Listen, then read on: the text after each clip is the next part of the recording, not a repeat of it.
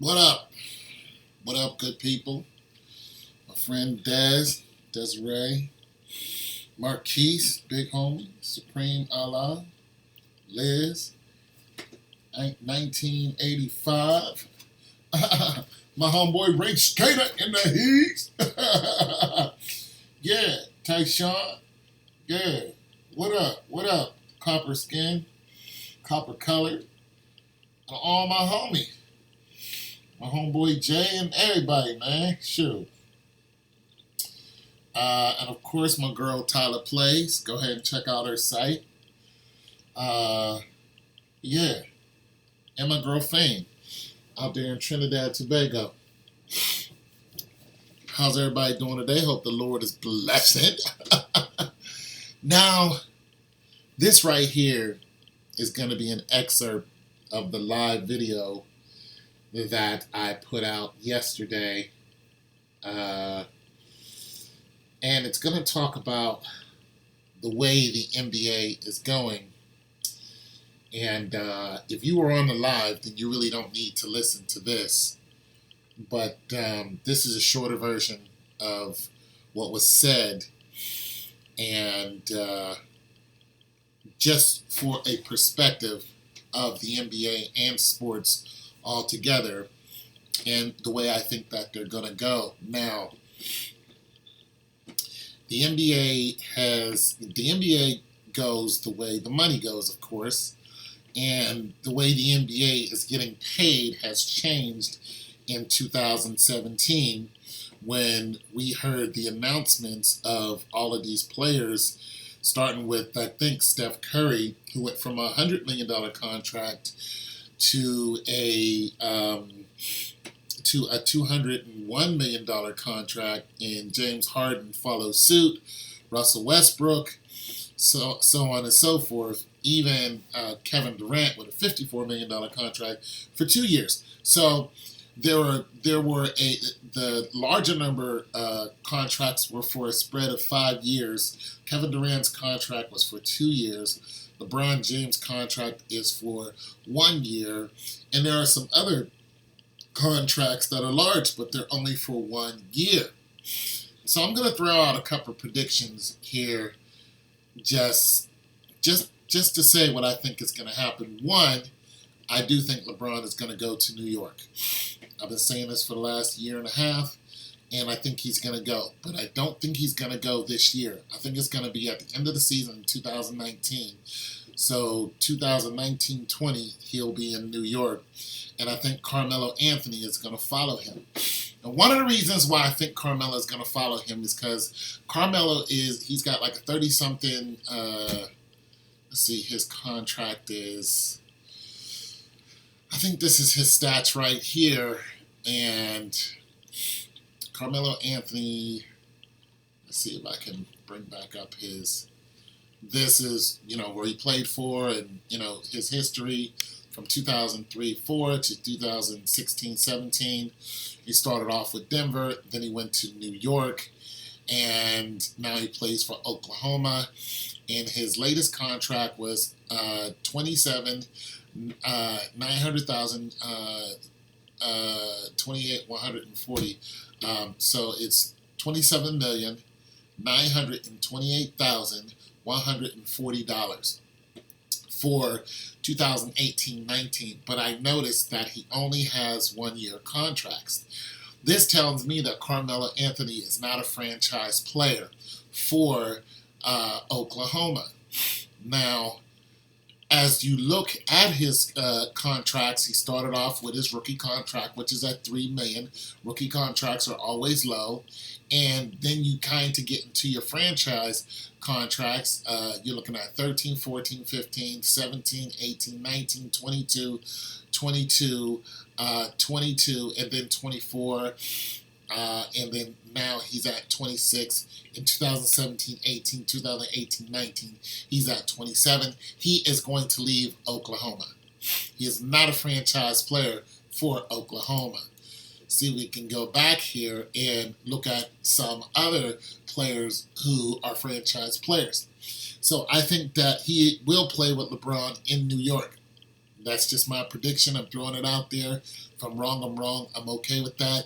But that's what I think is going to happen. Now, the NBA, these large contracts, you notice not everybody has a large contract or a 5-year contract. You can tell by the years here. Boom, boom, boom, boom, boom. This is a 5-year contract. This is not counting 2017. This is counting 18 all the way till 22. Those are the 5-year contracts I'm talking about. Right here, this is Steph Curry. His contract is $201 million, just like we heard in the announcement. That's guaranteed him. Okay? This money is not just coming from the NBA. This is not coming from ticket sales. That's not where this money's coming from. This is coming from a combination contract is what I'd like to say, but the ads and the companies, the large corporate companies, Kraft and Sony and Bose and all those people, Timex and whatnot, auto companies and Maxwell House Coffee, whatever, anyone who has Steph Curry doing something, they pitch into the contract and guarantee him this money because this money comes from a residual income. Now, if you haven't noticed, the playoffs that just pretty much happened with the first and second round, it was pretty much awe-striking because what happened in the playoffs this season, I just don't recall ever happening. I don't watch a lot of basketball. I haven't watched a full game of basketball in, 20 years or so. So it's just not me. But if somebody can tell me if this has happened, I would surely like to know.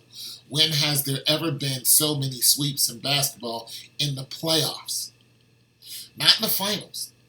In the freaking playoffs. The last time I watched a full game of basketball, Magic Johnson played, Shaquille O'Neal played for the Magic. Played for Orlando. I think that's the last time I watched basketball, a full game. It just doesn't interest me anymore because I think it's fixed. But nonetheless, like I said, when is the last time you seen so many sweeps?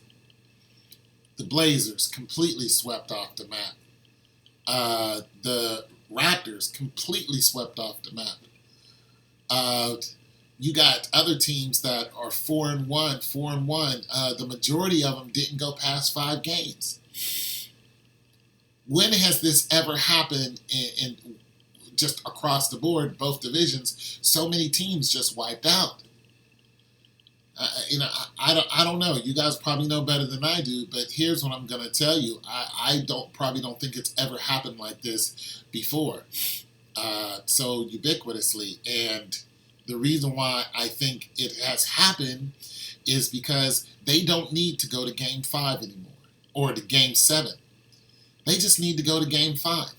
I think the NBA has changed the way they pay the way they pay their large contractual players, and because they've done this, I think the NBA is going to shorten the time that they're going to put these players in front of your face so they can put other things in front of your face so they can get the ad revenue money.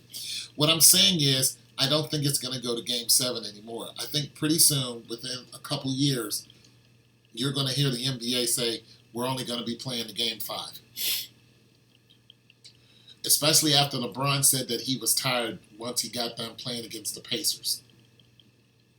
Right there and then, when I heard that, I was like, there's going to be a change. And there was.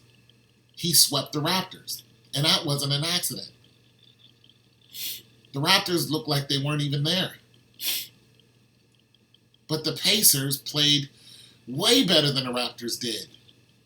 That was the beginning of the end of the 7-game series when LeBron said that he was tired. That told the advertisements something. We can't have our workhorses out there too long. Steph Curry having a knee injury and not playing for 2 months was a tell-all. It was a signal. It was a revelation. We don't want our workhorses out there too long. We look, they're in it for the longevity. Oh, okay. If you burn a player out, you're not going to be able to get peak performance out of them. If you burn LeBron James out in game 7 or the first series, then the first round of the playoffs, then what are you going to get if you're trying to get him to the finals? And he has to still play 21 games because you want him on the floor every game. Steph Curry hadn't played for months, but nonetheless, he was on the floor. You saw his face. He was standing up, walking on the floor, doing all these antics. That wasn't an act, or that wasn't Steph Curry doing that on his own recognizance. He's paid to do that. Okay? I think the games are going to go to game 5, and that's it. I'm just saying now, that's my prediction. I think the NBA is going to change everything because that's the way it's looking. And I think they're going to expand past Canada. And I don't think Canada has ever won a championship. So if you ever get drafted and play for the Raptors, do not ever, ever, ever hope to win a championship, regardless if you're number 1 seed or not. You are going to fall because you're in Canada. I think we're going to see the NBA expand again. But the problem with their expansion is the teams that they expand to with outside of the country are going to be just like the Toronto Raptors. They're going to be told not to win. They're going to miss 11 straight shots on purpose. The NBA is fixed. Let's look at Steph Curry's contract. In 2017-18, he made $34 million. 2018-19, 37. 19-20, 40. 2021, 43. 21, 22, 45. His 5-year contract started at 18 to 22. 1, 2, 3, 4. 18 to 22. Because they announced it last year. So, boom. 1, 2, 3, 4, 5. This is his 5-year contract. $201 million guaranteed. He's a franchise player. LeBron James is not a franchise player, regardless of what people want to think.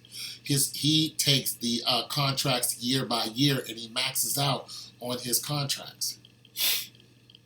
$33 million in 2017-18, 18-19, he made $35 million.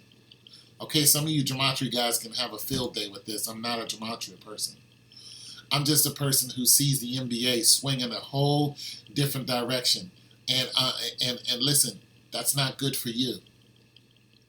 They no longer need you to watch the games.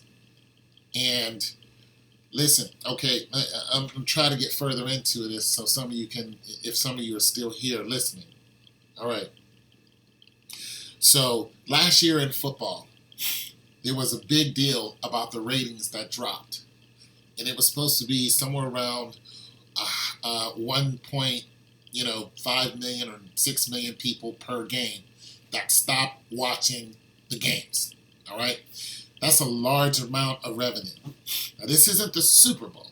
This is the games, the regular games.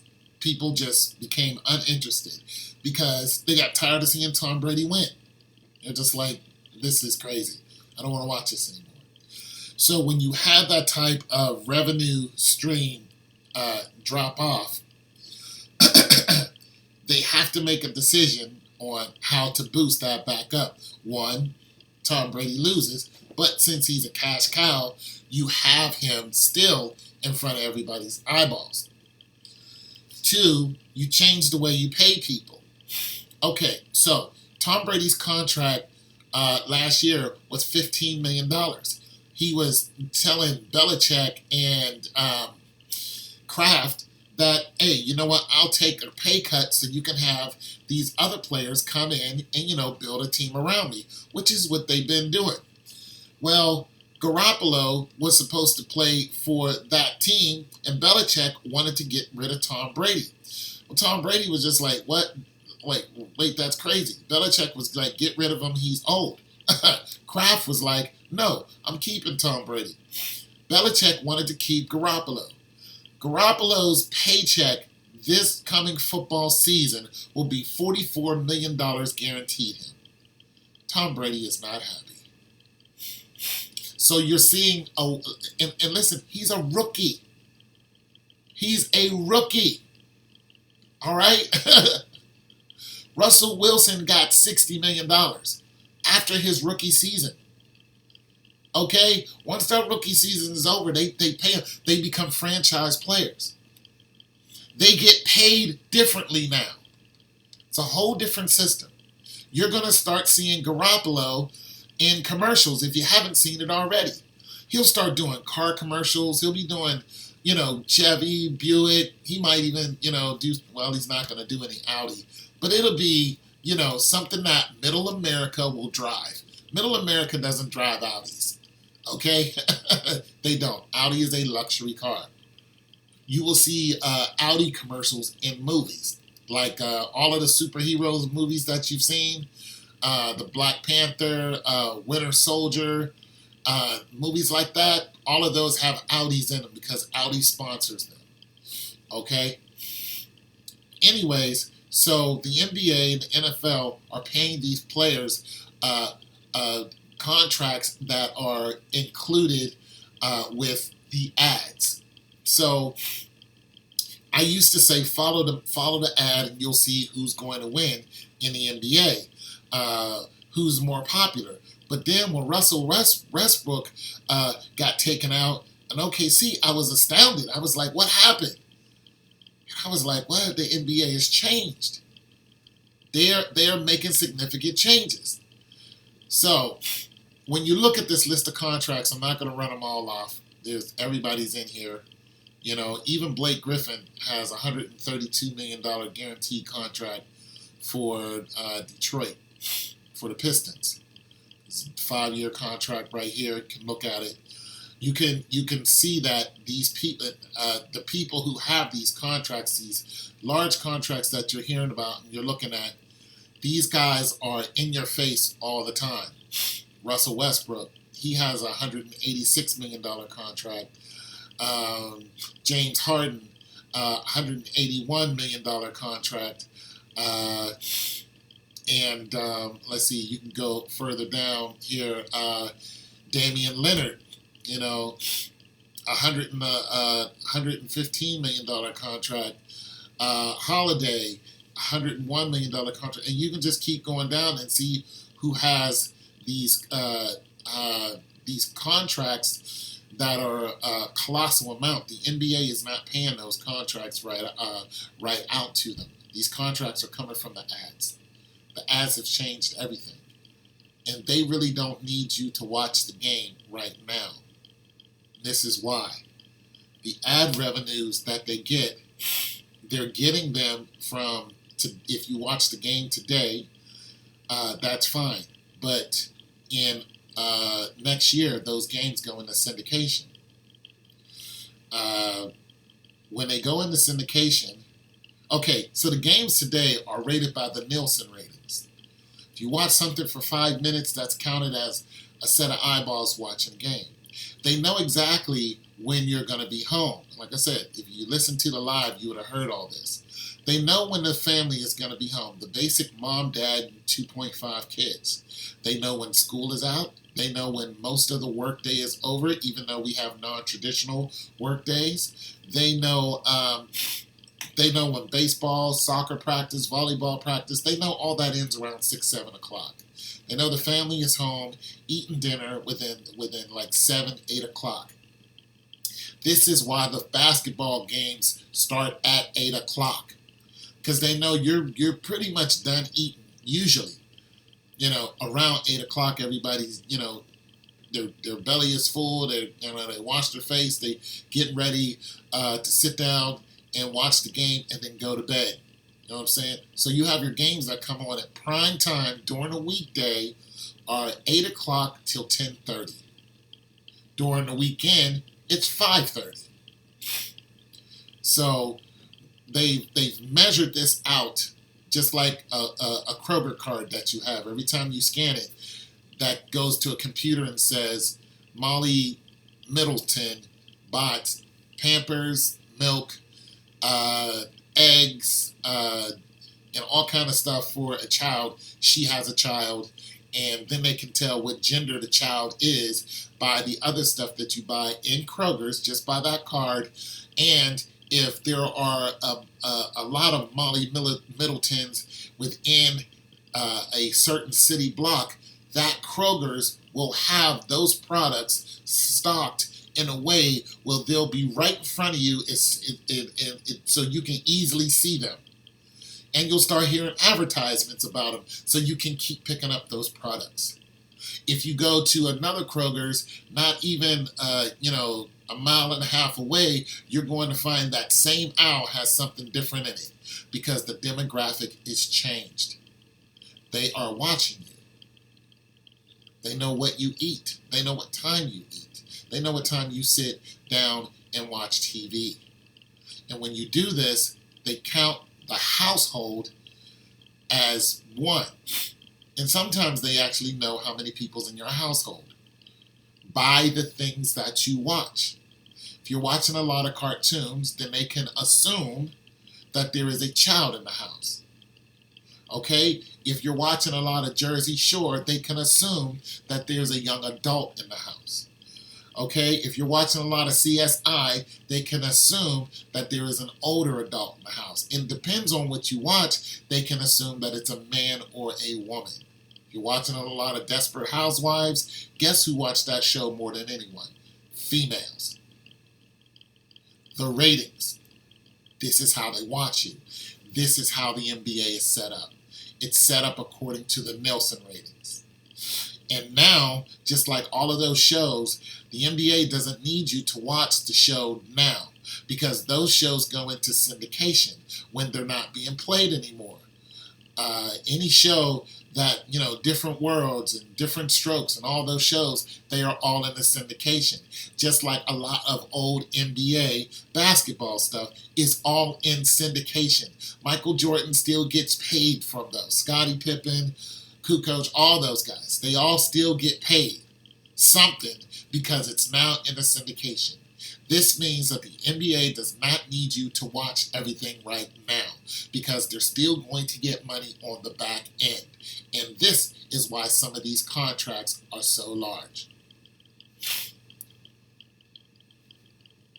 They really don't care about you right now. They'll be making money off of this stuff for hundreds of years. It's your boy Tone 202. Wake up.